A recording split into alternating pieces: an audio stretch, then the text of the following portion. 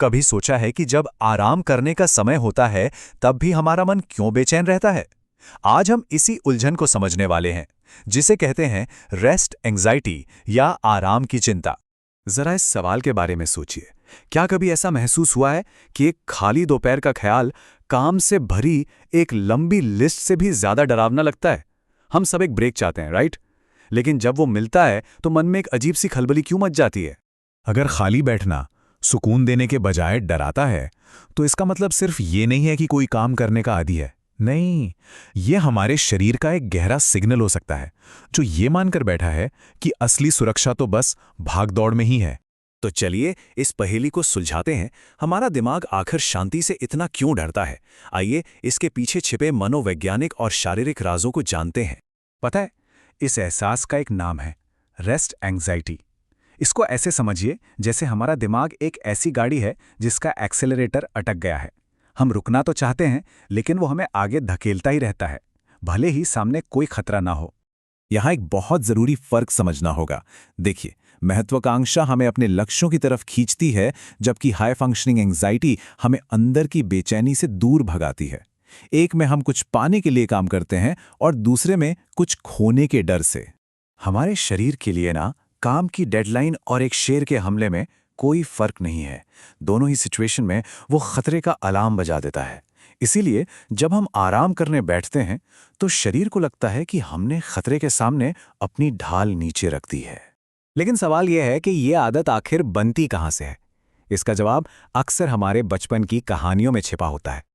एक पल के लिए जरा सोचिए, क्या बचपन में हमसे भी ये कहा जाता था कि हम अपनी उम्र के हिसाब से ज्यादा ही समझदार हैं, कि अरे ये तो बहुत जल्दी बड़े हो गए? साइकोलॉजी की भाषा में इसे पेरेंटिफिकेशन कहते हैं। आसान शब्दों में कहें तो ये वो हालत है जब एक बच्चे को अपना बचपन छोड़कर बड़ों की जिम्मेदारियां उठानी पड़ती हैं, चाहे वो घर की चिंता करना हो या दूसरों के आंसू पोंछना। और ऐसे में बच्चे के मन में कुछ बातें घर कर जाती हैं, जैसे कि मेरी कीमत इस बात में है कि मैं दूसरों के कितने काम आ सकता हूं।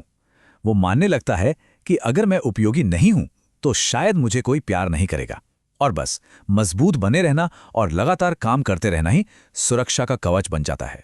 अब देखते हैं कि बचपन के ये पैटर्न बड़े होने पर रेस्ट एंग्जाइटी से सीधे कैसे जुड़ जाते हैं।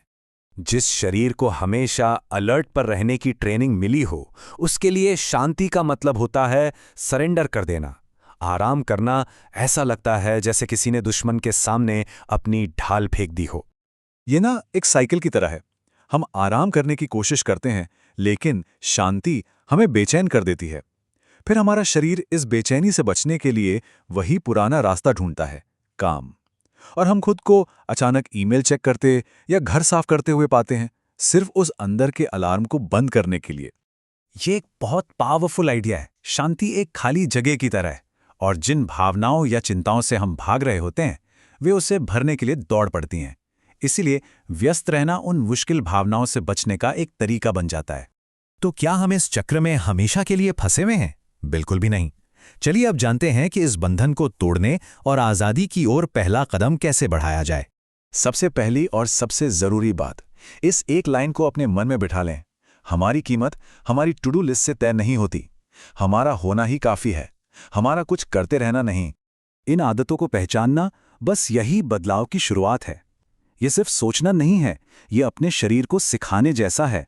अगली बार जब बेचैनी महसूस हो तो बस एक पल के लिए रुकें और खुद से कहें, मैं अभी सुरक्षित हूं, भले ही मैं कुछ नहीं कर रहा हूं। जब हम ये समझ जाते हैं कि ये बेचैनी आ कहां से रही है, तो हम उसकी लगाम अपने हाथ में ले सकते हैं। सेल्फ अवेयरनेस यानी आत्म जागरूकता ही वो चाबी है जो हमारी भावनात्मक आजादी का ताला खोल सकती है।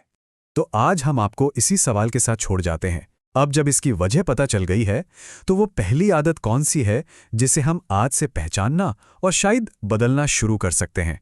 सोचने के लिए शुक्रिया।